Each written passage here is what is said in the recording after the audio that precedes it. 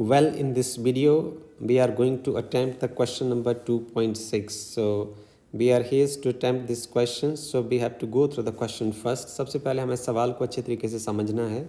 सवाल कुछ इस तरीके का है कि which of the following is most precise device for measuring the length. तो आपके पास सबसे अच्छा डिवाइस कौन होगा यदि आपने एक लेंथ को मेजर करना है. तो डिवाइस दिए हुए हैं आपके पास. एक वर्नियर कैलिपर्स है, उसमें है with 20 division on the main sliding scale. तो जो स्लाइडिंग स्केल है उसके ऊपर 20 डिवीजन्स हैं मार्क किए हुए. और दूसरा पार्ट एक स्क्रू गाउज है, उसका जो पिच है वो 1 मिलीमीटर है और 100 डिवीज़न उसके सर्कुलर स्केल है. ये दूसरा डिवाइस है. थर्ड आपका डिवाइस है, this is optical instrument and that can measure the length to within the wavelength of light. जो लाइट की वेव लेंथ की रेंज तक जो है वो एक मेजरमेंट कर सकता है. तो सबसे पहले हम बात करते हैं कि हमसे पूछा है कि आपका सबसे प्रिसाइज इन तीनों में से जो सबसे प्रिसाइज मेजरिंग डिवाइस कौन सा होगा. This is problem number 2.6. तो आपके पास एक है वर्नियर कैलिपर है और ए पार्ट में हम यदि कहें तो बी पार्ट में आपके पास एक स्क्रू गाउज है और जो सी पार्ट है उसमें आपके पास एक ऑप्टिकल डिवाइस है. Okay, you have some optical device to measure the length. अब हमसे पूछा गया कि आप ये बताइए कि इसमें से कौन सा जो मेजरिंग डिवाइस है वो बहुत अच्छा होगा. इसकी तुलना करने के लिए हमें सबसे ज़्यादा जिस चीज़ की ज़रूरत होगी उसमें हम क्या करेंगे, हम लीस्ट काउंट निकालेंगे वर्नियर कैलिपर का. लीस्ट काउंट का मतलब मिनिमम कितना काउंट कर सकता है, और फिर हम ऐसा ही स्क्रू गाउज के साथ करेंगे कि वो मिनिमम जो है वो कितना काउंट कर सकता है, और इस ऑप्टिकल डिवाइस का भी हम लीस्ट काउंट कैलकुलेट करेंगे. अब हमारा सवाल का आंसर ये होगा कि इन तीनों में से जिसका लीस्ट काउंट सबसे कम होगा वो हमारा सबसे बेटर मेजरिंग डिवाइस होगा. तो हम सबसे पहले शुरू करते हैं वर्नियर कैलिपर से, ए पार्ट से. तो देखिए वर्नियर कैलिपर में क्या होता है, एक मेन स्केल डिवीज़न होती है. This one part is the main scale division. एक पार्ट आप जानते हैं उसके बारे में, वर्नियर कैलिपर के बारे में, एक मेन स्केल डिवीज़न होता है. और इस मेन स्केल डिवीज़न के ऊपर एक डिवीज़न होता है, this is called vernier scale division. This is vernier scale division. अब इस वर्नियर स्केल डिवीज़न के जो हैं वो यहाँ दिया हुआ है. देखिए 20 डिवीज़न है इसके स्लाइडिंग स्केल के. इसको हम स्लाइडिंग स्केल भी ऐसे कह सकते हैं. ओके, तो स्लाइडिंग स्केल के जो हैं वो 20 डिवीज़न है. राइट. तो ये हमने सबसे पहले यदि इसका लीस्ट काउंट निकालना है तो लीस्ट काउंट का फार्मूला कुछ इस तरीके का होता है. Least count of vernier caliper, least count of vernier caliper वो होता है 1 main scale division minus 1 vernier scale division, ऐसा होता है. तो हम वर्नियर स्केल डिवीज़न के बारे में सबसे, जैसे इसको हम मेन स्केल डिवीज़न की टर्म में लिखने की कोशिश करते हैं, उसको हम लिखेंगे कि जो 20 vernier scale division is equal to 19 main scale division के बराबर होंगे. हाँ, एक वर्नियर स्केल डिवीज़न का जो वैल्यू आ जाएगा वो आ जाएगा 19/20 मेन स्केल डिवीज़न. अब आप क्या करें कि इक्वेशन नंबर 1 में पुट कर दें using equation 2 in equation number 1. इसमें यदि हम सब्स्टिट्यूट कर दें तो हमारे पास आ जाएगा जो लीस्ट काउंट है वो है 1 main scale division minus 19/20 main scale division. Second equation से हमने पुट कर दिया कि एक वर्नियर स्केल डिवीज़न का जो वैल्यू है 19/20 मेन स्केल डिवीज़न है. आप मेन स्केल डिवीज़न को कॉमन ले लें, 1 minus 19/20. This is main scale division. So this is LCM is 20. This is 20 minus 19 time main scale division.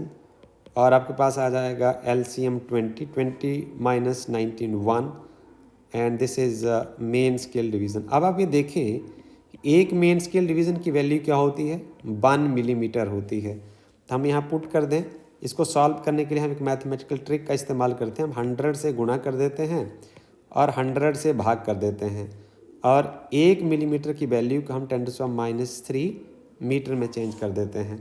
अब 20 से कम 20 और 20 × 100 हो जाएगा, अब आप इसको डेसिमल में बदल दें, ये आ जाएगा 5 क्रॉस 10⁻³ ऑलरेडी ऊपर है, ये जो 2 जीरो ऊपर जाएंगे तो -2 हो जाएंगे मीटर। तो इसका जो लीस्ट काउंट आया 5 क्रॉस 10⁻5 मीटर आया। अब यदि आप वर्नियर कैलिपर का इस्तेमाल करते हैं तो उसका जो लीस्ट काउंट है, so the least count of vernier caliper is 5 cross 10⁻5 metre. अब हम चलते हैं जो हमारा दूसरा डिवाइस है स्क्रू गाउस। तो स्क्रू गाउस में क्या होगा, ऐसा लिखते हैं, in case of screw gauge, so जो स्क्रू गाउस का जो लीस्ट काउंट होता है ना, उसका फार्मूला होता है pitch over number of division on circular scale, number of division on circular scale. जो सर्कुलर स्केल के डिवीज़न क्या है, सो यदि हम इस पार्ट की बात करें तो हमारे पास एक क्वेश्चन में दिया हुआ है कि जो नंबर ऑफ डिवीज़न, जो पिच है स्क्रू गाउस की, वो 1 मिलीमीटर है। So pitch is here 1 millimetre divided by number of division on circular scales are 100। So there are 100 division on the circular scale. So which is equal to 1/100, आप इसको ऐसे लिख दें। और मिली का जो वैल्यू है, दिस इज़ 10⁻³ मीटर। सो आप इन 2 जीरो को भी ऊपर ले जाएं, so this is 10⁻5 metre. Okay, so this is bit less than, ये जो है, ये जो लीस्ट काउंट है वो वर्नियर कैलिपर से बेटर है, इसका कम है। तो हमें कह सकते हैं कि स्क्रू गॉज और वर्नियर कैलिपर को ही आपने इस्तेमाल करना हो तो आप स्क्रू गॉज को प्रेफर करेंगे। पर हमारे पास एक थर्ड डिवाइस भी है, एक हमारे पास ऑप्टिकल इंस्ट्रूमेंट है। सो जो ऑप्टिकल इंस्ट्रूमेंट है, ऑप्टिकल इंस्ट्रूमेंट जो है उसमें जो वेवलेंथ ऑफ लाइट, जिस रेंज को वो माप देता है, the wavelength of light is, हम यहाँ लिख देते हैं wavelength of light, this lambda is approximately equal to, this is 10⁻5 centimetre. अब इसको आप मीटर्स में चेंज करें तो ये आ जाएगा 10⁻5, और सेंटी की जो न्यूमेरिकल वैल्यू होती है -2, 10⁻2 होती है। So this wavelength is 10⁻7 metre. So this is least count, जो मिनिमम काउंटिंग इसकी 10⁻7 है। तो इसका मतलब क्या हुआ कि ये जो इसका लीस्ट काउंट है और इस ऑप्टिकल डिवाइस का, वो स्क्रू गाउस से भी कम है।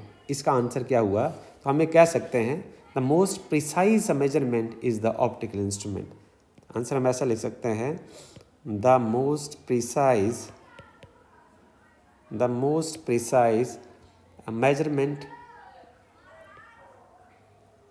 measurement is with optical instrument.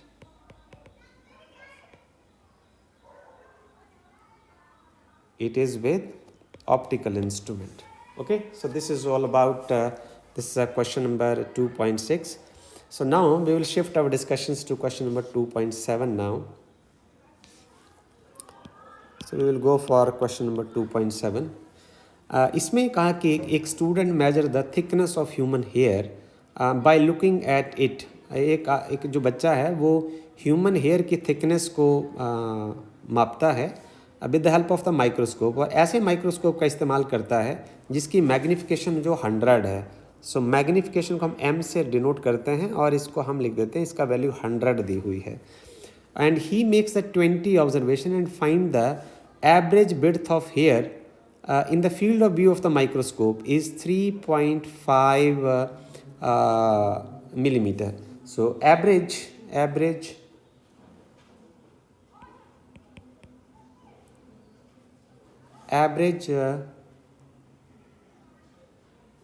field of view, average field of view वो है 20 ऑब्जर्वेशन लेने के बाद उसको लगता है कि जो उसकी ब्रेड्थ है, थिकनेस जो है वो 3.5 मिलीमीटर है। सो पूछा है कि उसकी जो ओरिजिनल थिकनेस है वो कितनी है। हमने निकालना है कि उसकी ओरिजिनल थिकनेस ऑफ हेयर क्या है। थिकनेस ऑफ हेयर, ये निकालना है हमने इसको। तो हम इसको सिंपली इस्तेमाल करते हैं। हम जानते हैं कि जो मैग्नीफिकेशन होती है ना, मैग्नीफिकेशन का जो फार्मूला होता है वो होता है साइज ऑफ द इमेज